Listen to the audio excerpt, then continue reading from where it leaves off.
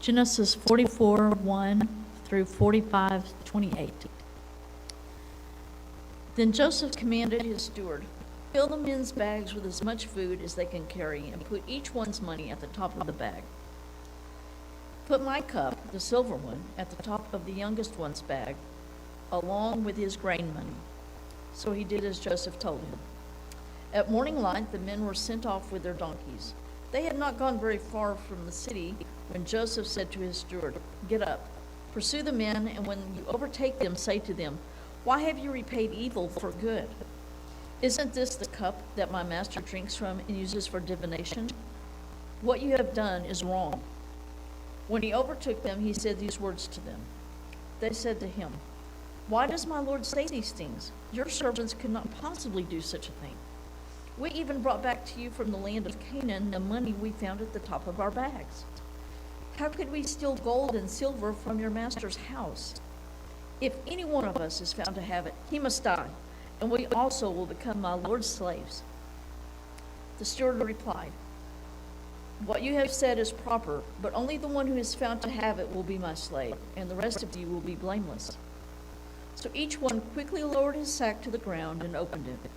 The steward searched, beginning with the oldest and ending with the youngest, and the cup was found in Benjamin's sack. Then they tore their clothes, and each one loaded his donkey and returned to the city. When Judah and his brothers reached Joseph's house, he was still there. They fell to the ground before him. "What is this you have done?" Joseph said to them. "Didn't you know that a man like me could uncover the truth by divination?" "What can we say to my lord?" Judah replied. "How can we plead? How can we justify ourselves? God has exposed your servants' iniquity. We are now my lord's slaves, both we and the one in whose possession the cup was found." Then Joseph said, "I swear that I will not do this. The man in whose possession the cup was found will be my slave. The rest of you can go in peace to your father." But Judah approached him and said, "Sir, please let your servant speak personally to my lord. Do not be angry with your servant, for you are like Pharaoh." My lord asked his servants, "Do you have a father or a brother?" And we answered, "My lord, we have an elderly father and a young brother, the child of his old age. The boy's brother is dead. He is the only one of his mother's sons left, and his father loves him." Then you said to your servants, "Bring me to him so that I can see him." But we said to my lord, the boy cannot leave his father. If he were to leave, his father would die." Then you said to your servants, "If your younger brother does not come down with you, you will not see me again." This is what happened when we went back to your servant my father. We reported your words to him. But our father said, "Go again and buy us some food." We told him, "We cannot go down unless our younger brother goes with us. But if our younger brother isn't with us, we cannot see the man." Your servant my father said to us, "You know that my wife bore me 2 sons. One left. I said that he must have been torn to pieces, and I have never seen him again. If you also take this one from me and anything happens to him, you will bring my gray hairs down to Sheol in sorrow. So if I come to your servant my father and the boy is not with us, his life is wrapped up with the boy's life. When he sees that the boy is not with us, he will die. Then your servants will have brought the gray hairs of your servant, our father, down to Sheol in sorrow." Your servant became accountable to my father for the boy, saying, "If I do not return him to you, I will always bear the guilt for sinning against you, my father. Now please let your servant remain here as my lord's slave in place of the boy. Let him go back with his brothers. For how can I go back to my father without the boy? I could not bear to see the grief that would overwhelm my father." Chapter 45. Joseph could no longer keep his composure in front of all his attendants, so he called out, "Send everyone away from me." No one was with him when he revealed his identity to his brothers. But he wept so loudly that the Egyptians heard it, and also Pharaoh's household heard it. Joseph said to his brothers, "I am Joseph. Is my father still living?" But his brothers were too terrified to answer him. Then Joseph said to his brothers, "Please come near me." And they came near. "I am Joseph, your brother," he said, "the one you sold into Egypt. And now don't be worried or angry with yourselves for selling me here, because God sent me ahead of you to preserve life. For the famine has been in the land these 2 years, and there will be 5 more years without plowing or harvesting.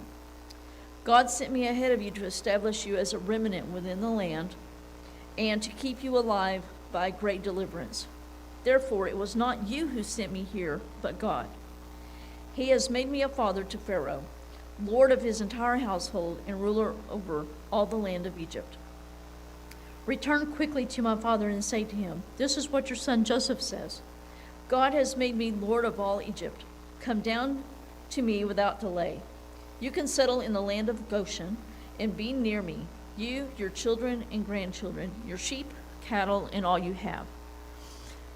There I will sustain you, for there will be 5 more years of famine. Otherwise, you, your household, and everything you have will become destitute.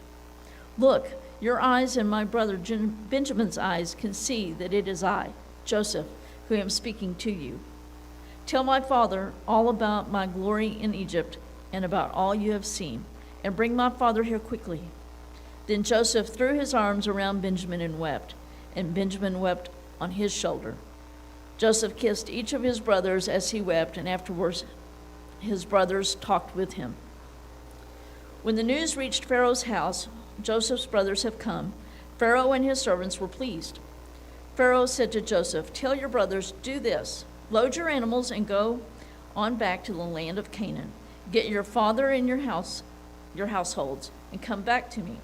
I will give you the best land of Egypt, and you can eat from the richness of the land. You are also commanded, do this, take wagons from the land of Egypt for your young children, your wives, and bring your father here. Do not be concerned about your belongings, for the best of all the land of Egypt is yours. The sons of Israel did this. Joseph gave them wagons as Pharaoh had commanded and gave them provisions for the journey. He gave each of the brothers changes of clothes, but he gave Benjamin 300 pieces of silver and 5 changes of clothes. He sent his father the following: 10 donkeys carrying the best products of Egypt, and 10 female donkeys carrying grain, food, and provisions for his father on the journey. So Joseph sent his brothers on their way, and as they were leaving, he said to them, don't argue on the way. So they went up from Egypt and came to their father Jacob in the land of Canaan. They said, Joseph is still alive, and he is ruler over all the land of Egypt. Jacob was stunned, for he did not believe them. But when they told Jacob all that Joseph had said to them, and when he saw the wagons that Joseph had sent to transport him, the spirit of their father Jacob revived. Then Israel said, enough, my son Joseph is still alive. I will go to see him before I die.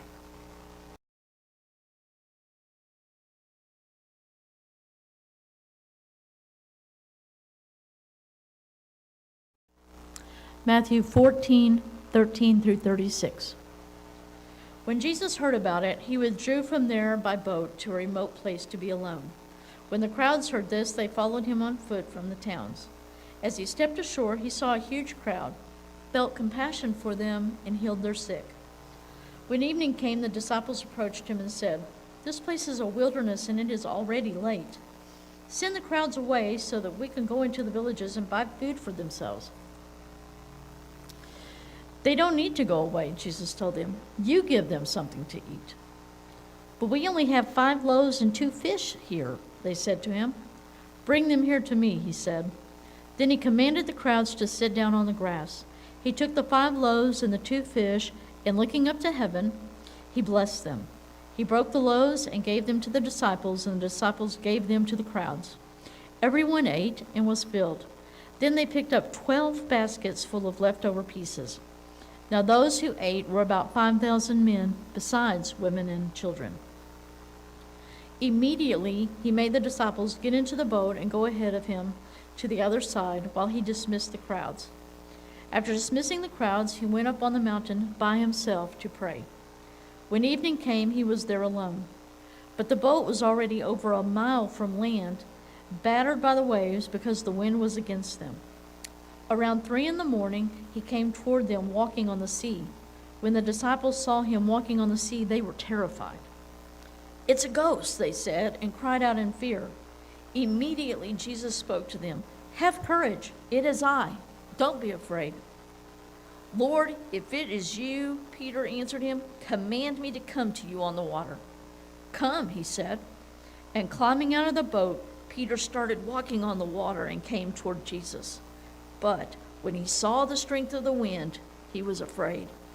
And beginning to sink, he cried out, "Lord, save me!" Immediately Jesus reached out his hand and caught hold of him and said to him, "You of little faith, why did you doubt?" When they got into the boat, the wind ceased. Then those in the boat worshipped him and said, "Truly you are the Son of God." Once they crossed over, they came to the land of Gennesaret. When the men of the place recognized him, they alerted the whole vicinity and brought to him all who were sick. They were begging him that they might only touch the tassel of his robe, and as many as touched it were made perfectly well.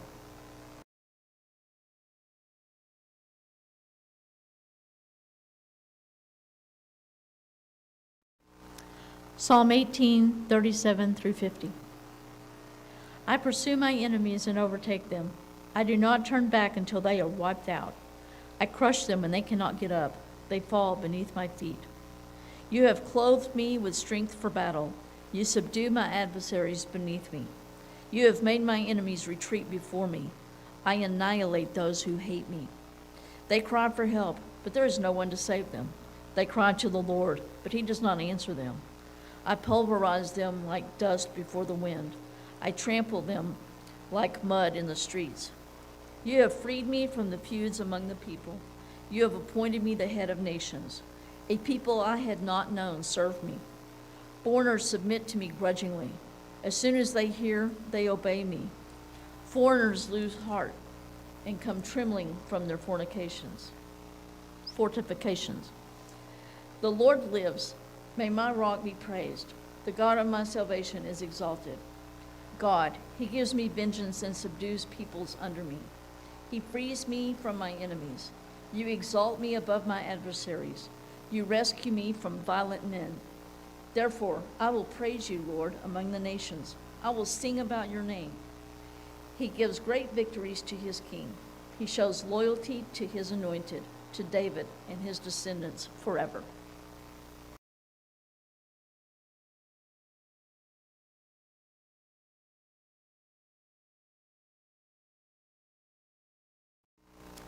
Proverbs 4:11 through 13. I am teaching you the way of wisdom. I am guiding you on straight paths. When you walk, your steps will not be hindered. When you run, you will not stumble. Hold on to instruction. Don't let go. Guard it, for it is your life. Proverbs